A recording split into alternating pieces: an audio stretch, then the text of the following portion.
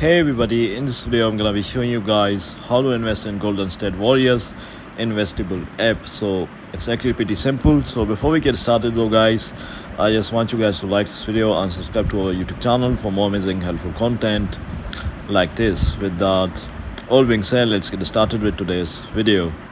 Alright guys, so first of all just open up your internet browser or just go to Play Store or iOS Store and search for Vestible here. And here you just have to download the application for your phone. So if you're on iOS, just click on download on the App Store, or if you're on an Android device, just click on get on Google Play, and you can just then sign up for an Vestible account. And after that you can just select your team or whatever you want to invest in. So for